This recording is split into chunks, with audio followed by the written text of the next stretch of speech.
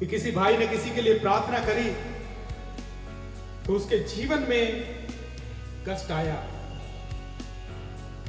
तो उसने किसी पादरी को पूछा तो वो कह रहा कि उस घर में बहुत पापी लोग हैं, तुम उस घर के लिए प्रार्थना मत करना, नहीं तो तुम दुविधा में पड़ जाओगे। तो वो भाई मुझसे पूछ रहा कि मतलब ऐसा क्या क्या होता है, मतलब मेरे जीवन में ये हुआ। उस पास्टर ने मुझे ये कहा, मैं किसी का नाम नहीं लूंगा, तो मैंने कहा कि आप बाइबल पढ़ते हैं, यीशु मसीह किन के लिए आया, यीशु मसीह ने किन के लिए प्रार्थना करी, और यीशु मसीह ने अपने लोगों को किन के ऊपर अधिकार दिया। आपको कोई भी आता है आपको बेवकूफ बना जाता है, कोई भी आता है आपको कुछ भी कहता है। अगर आप प्रार्थना करो, भाई बहुत प्रार्थना करते हैं, बहुत प्रार्थना करते हैं, और उनकी प्रार्थना से बहुत चंगाई और छुटकारा भी होता है। मैं आपको बता देना, बहुत लो लगा के प्रार्थना करते हैं, वो प्रार्थना में बहुत आगे हैं, और उसके जीवन में उसे डरा दिया कि तुम करोगे तो तुम्हारे जीवन में ये होगा वो होगा। यीशु मसीह ने क्या कहा, संत पौलुस क्या कहते हैं, पहले उनकी बात करते हैं। क्या कहते हैं कि हमारा जो मल युद्ध है वो किसी मांस और लहू से नहीं है, किसी जाति किसी दूसरे धर्म के लोगों से नहीं है। हमारा मल युद्ध उस शैतान की सेनाओं से है जो आकाश और धरती के बीच में लटकती हैं। और जब आप उनको किसी के शरीर में से निकालोगे, किसी के शरीर में से रोग को निकालोगे, तो वो चुप नहीं बैठेगा, वो आपका दुश्मन हो जाएगा। हालेलुया। डरने की बात नहीं है, डरने की बात नहीं है, बोलो हालेलुया। डर तो नहीं गए डरना नहीं है, बल्कि उस युद्ध पर फतेह पाने के लिए, उन दुष्ट आत्माओं को उनके शरीर से भी निकालने के लिए, उन रोगों को उनके शरीर से भी निकालने के लिए, और अपने आप को भी बचाने के लिए जरूरत है कि आप प्रार्थना में अपना समय बढ़ा दो, आप आत्मिकता में बढ़ते चले जाओ, तो शैतान आपके पास नहीं आएगा। भजन संहिता 91 में लिखा है ना कि तेरे दाहिने 1000 और तेरे बाएं 10,000 गिरेंगे, परंतु वो तेरे पास नहीं आएगा, क्योंकि जो परम प्रधान के छाए हुए स्थान में बैठा रहता है वो सर्वशक्तिमान की छाया में ठिकाना पाता है। हालेलुया। जब आप परमेश्वर के उस छाए हुए स्थान में, उसकी उपस्थिति में निरंतर अपना समय देते रहेंगे, आप जिसके लिए प्रार्थना करोगे उसका बैक अटैक आपके जीवन में नहीं होगा। वो शैतान आपके जीवन में प्रहार नहीं करेगा, ना अपने फैमिली, आपके फैमिली मेंबर्स को।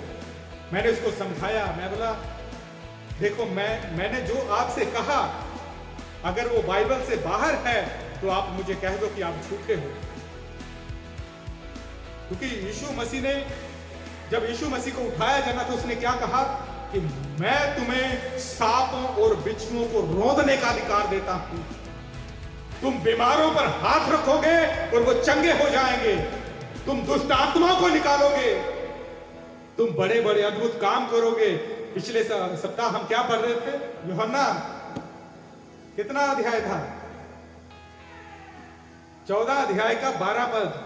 यीशु मसीह ने क्या कहा, जो मैं करता हूं वो तुम भी करोगे, वरन उससे भी बड़े कामों को करोगे। ये परमेश्वर की आवाज है आपके लिए। कोई आपको कहे दूसरे के लिए प्रार्थना मत करो, हाँ यदि आप सक्षम नहीं हैं तो किसी के सर पे हाथ मत रखो।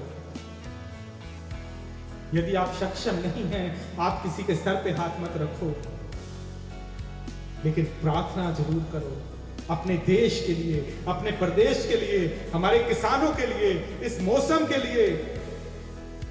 यहां पर आप खबरों में सुनते हैं वहां पर बाढ़ आई है, वहां पर जो है अकाल पड़ा हुआ है, वहां पर भूकंप आया है।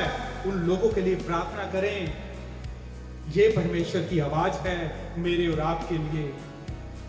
दया, नम्रता, प्यार, संयम, शांति, सद्भावना, ये परमेश्वर की आवाज है मेरे और आपके लिए। मेरे प्रियो, किसी की बातों में आकर किसी की चुगली मत करो, किसी की बातों में आकर किसी के विरुद्ध ढा ना करो। प्रभु की आवाज को सुनो। कोई आपको कह दिया आपके घर में आके कि नहीं उसके लिए प्रार्थना मत करो, उसके घर में मत जाओ। मैं नहीं कहता किसी के घर में मत जाओ, मेरा प्रभु तो कहता तुम अपने ताने वालों के लिए प्रार्थना करो। जो तुम्हारे चर्चों पे हमला करते हैं, तुम्हारे गिरजों को तोड़ते हैं, तुम्हें मारते हैं, तुम उनके लिए भी प्रार्थना करो। यीशु मसीह ने क्या किया? जब यीशु मसीह को मार रहे थे, उसके मुंह पे तमाचे मार रहे थे, मुंह पे थूक रहे थे, उसके दाढ़ी के बाल खींचे जा रहे थे, हे प्रभु इन्हें क्षमा कर, ये नहीं जानते कि ये क्या कहते हैं, इन्हें क्षमा कर प्रभु। ये दया हमारे अंदर, ये परमेश्वर की आवाज है। दूसरा तीमुथियुस उसके 2 अध्याय और 2 पद में लिखा है कि जो बातें मैं तुम्हें सिखाता हूं उन्हें उन विश्वास योग्य लोगों को सौंप दे जो दूसरों को सिखाने में सक्षम हो, दूसरों को सिखाने में जो बल से भरे हो।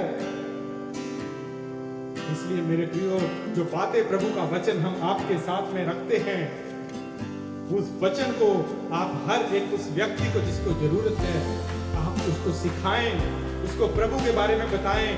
ये प्रभु की आवाज आपके लिए है।